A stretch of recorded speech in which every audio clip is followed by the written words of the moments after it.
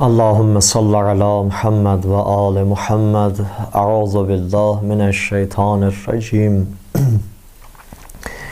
Bismillahirrahmanirrahim. Ve bihi nesta'in innehu hayrun nasir ve mu'in ve sallallahu ala rasulihil amin. Rabbi şrah li sadri ve yessir li emri ve ahlul ugdeten min lisani yefkahu kavli. بحق فاطمة وأبيها وبعلها وبنيها والسر المستودع فيها اللهم صل على محمد وآل محمد. Xanım Zəhra salamullah aleyha, Peyğəmbərin əziz qızı, Peyğəmbərə görə hər şeyin əlindən verən, qurban eləyən, o tərbiyəni ki, Peyğəmbər evində görmüşdü, onu öz hal-i həyatında yaşatdı və əvvəlin Peyğəmbərə qovuşanlardan oldu. Ta o ki, Peyğəmbər onu nə tərbiyədə böyütmüşdü, xanım Zəhra vəhyin tərbiyəsində böyümüşdü, elə vəhyin də yolunda canın qurban elədi. Böyük insanlar, böyük amallarla tərbiyə olunarlar. Böyük amallara da canların qurban eləyərlər.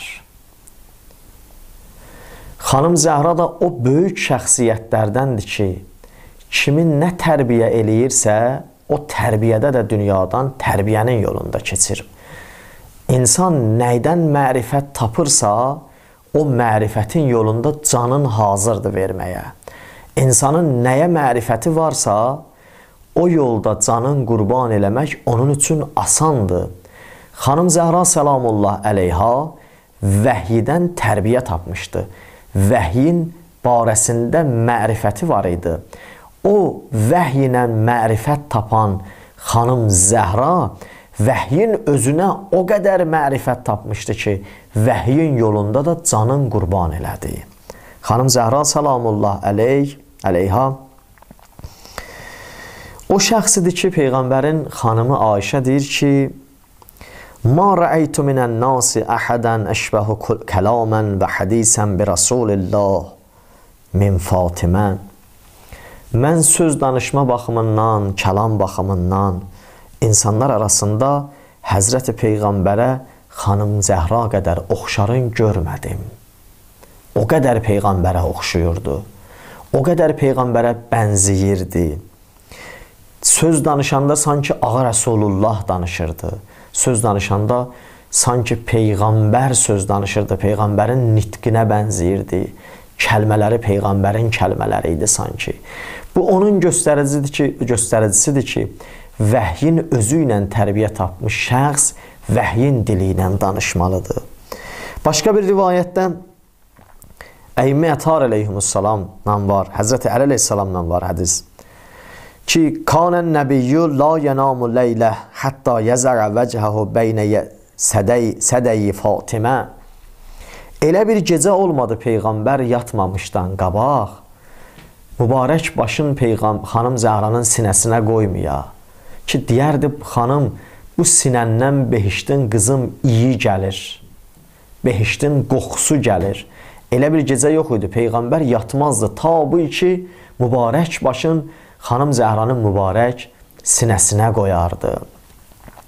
Xanım Zəhra salamullah əleyhanın kimliyi barəsində Həzrəti Peyğəmbər bəzən bir çox yerlərdə müxtəlif səbəblərlə müxtəlif yollarla xanım Zəhranı tanıtdırıb. Onlardan biri bundan ibarət idi, Peyğəmbərin səfərləri ki, bu çox eşidilib, illərdə muizələrdən çox deyilib. Ki, Həzrəti Peyğəmbərin səfərində, səfərin başlanğıcı və səfərin vidası xanım Zəhranın evindən olardı. Bu xanım Zəhranın tarixdə şəxsiyyətin bəyan edir ki, bu xanım kim olub ki, Peyğəmbər səfərində gələrdi, qızın ziyarət eləyib gedərdi. Peyğəmbər səfərdən qayıdardı, gəlib qızının evin ziyarət eləyərdi. Gələrdi qızı ilə görüşüb sonra öz evinə gedərdi. Vəhyin qapısına gələn bir Peyğəmbər gələrdi qızının qapısından keçib vəhyin qapısına gələrdi. vəhyin qapısından çıxan, vəhyin işinin arxasınca gedən bir peyğəmbər gələrdi, qızının qapısından vəhyin işinin arxasınca gedərdi. Bu xanım Zəhranın şəxsiyyətini sabit edən bir məsələdir. Musa ibn Qasım deyir ki, mən İmam Cavad zamanındakı yaşayırdım. İmam Cavad əleyhissalam bizim imamımız idi. Deyir, günlərin bir günü gəldim, mən İmam Cavaddan icazə aldım ki, Məkkəyə tərəf gedirəm. İmam, icazə verərsən mənə, mən sizin hərənizin adından bir təvaf eləyəm. Deyir, İmam mənə icazə vermişdi. Deyir, uzun müddətdən sonra mən gəldim, İmam Cavad ağayla görüşdüm. Dedim, ağa, mən Məkkədə bu qədər təvaf elədim. Birin Həzrət Peyğəmbərin niyyətinə, birin Həzrəti Əlinin niyyətinə. Ta bu iki İmam Cavad, canım sənə qurban olsun. Ay mənim imamım. Ta sənin niyyətinə də təvaf elədim Məkkəni. Bəzən ravi deyir, soruşdu ki, anam Fatimənin adından təvaf eləmisən? Dedi ki, ağa, bəzən eləyirdim, bəzən yox. Bəzi səfərlərimdə eləmişəm, bəzi səfərlərimdə xanım Zəhra niyyətinə təvaf eləməmişəm. Deyir, İmam Cavad kövrək bir vəziyyətə dedi ki, çalış anamın adına gedəndə çox təvaf elə. Onun fəziləti daha çoxdur. İstədi bu şəxsi başa sala, Musa ibn Qasimi başa sala ki, anamız bizim üçün çox dəyərlidir. Çalış sən bizim üçün dəyərli olan bir şəxsiyyət, bizim üçün əziz olan bir şəxsiyyətin barəsində sən də biz qədər, bizim yolumuzda nə qədər mərifət tapmısan, bir o qədər anamı tanıya biləsən. Xanım Zəhra imamların diqqət mərkəzi olub, məsumların daim diqqətdə saxladıqları bir xanım olub.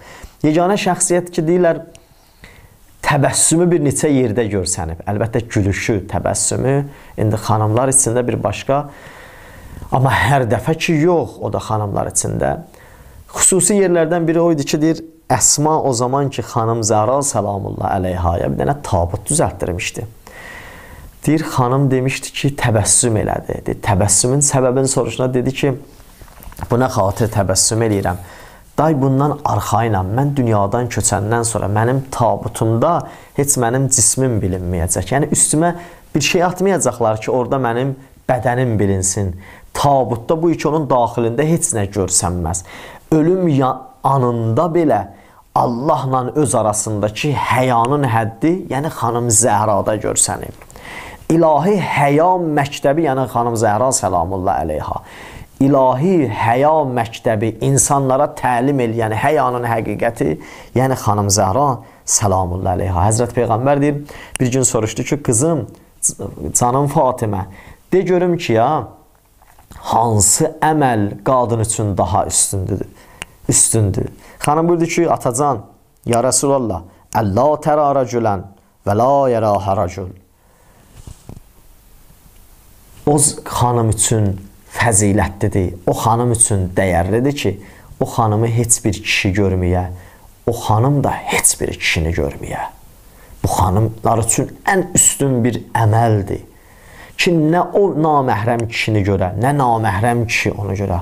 Xanım Zeynəb salamullah əleyhanın barəsində deyirlər, Əleyhissalam deyir, İmam Həsən, İmam Hüseyin, Həzrət Əbəlfəzə daim ki, xanım Zəhradan, xanım Zeynəbdən danışardı, elə bir yolda tərbiyə edirdi ki, o zaman ki, deyir, şəhərə daxil olurdular, Kufiyə. Daxil olanda deyir, bir gün səfərlərin birində biraz günüz gəlməyib, qayıtmışdılar şəhərə Kufiyə. Həzrəti Əleyhissalama bir dənə xəbər göndərdilər ki, İmam Həsən, İmam Hüseyin, Həzrət Əbəlfəz deyirlər ki, atacan icazə verərsən, biz səfərdən qayıtsaq da, amma axşam şəhərə daxil olaq. Deyir, Həzrət Əleyhissalam icazə verdi. Axşam gəldilər evə, Həzrət Əmir Əl-Muminin bilirdi səbəb nədir. İstirdi bunlardan soruşa, bunların dilindən deyilən bu sözü bütün dünya eşidə, eşitməyə layiq olan insanlar eşidə, başa düşməyə layiq olan adamlar başa düşə. Dedi ki, atacan, dedi, oğlum, nə yaxşı axşam ki evə səfərdən qayıtdılar. Dedi, oğlum, nə yaxşı axşama kimi şəhərin girişində, darvazada gözlədiz. Dedilər, atacan, istəmədik günüz şəhərə daxil olaq, şəhərin cəmaatının gözü qarşısında bacımız Zeynəbin kəcavəsi geçsin. Onun kəcavəsini istəmərik naməhrəmlər görə. Bu qədər bir böyük tərbiyəli evdə tərbiyə tapan bir xanımlar, bu vəhyin evində tərbiyə tapan bir xanımdır. Xanım Zeynəb salamullah əleyha Həzrəti Zəhra. Baxın, deyir ki, istəmərəm tabutsuz mən üstümə nə isə atalar o cür gedəm. Birdən dünyadan köçəndən sonra mənim üstümə hər hansı bir nəsə atarlar, mənim bədənim onda bilinər. Ölüm anımda belə istəyərəm bədənimdən heç bir əlamət bilinməsin. Tabutu görüb təbəssüm eləyirdi. Elə bunun qızı idi xanım Zeynəb salamullah əleyha. Bu eşitməli, bu görməli, bu düşünməli olan məsələləri görməyə, eşitməyə layiq olan adamlar görəcəklər, eşidəcəklər.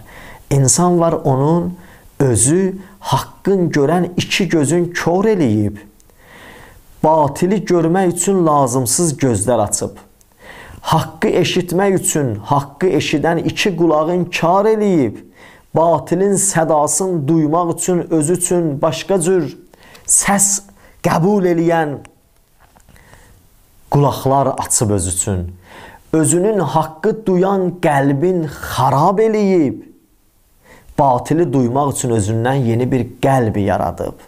Xanım Zəhra salamullah əleyhanın barəsində deyilən bu sözlər o xanımın şəxsiyyətini sabit eləyir. Ta bunu görən gözlər ola, ta bunu başa düşən qəlblər ola, ta bunu eşidən qulaqlar ola. Onlar ki, insan kimi yaşamağa özlərini möhtac bilirlər, xanım Zəhranın fəzlinə deyilən sözləri eşidəcəklər, can o dildən oxuyacaqlar və həyatına tətbiq eləyəcəklər. Vəssalamu aleykum və rəhmətullahi və bərəkatuh.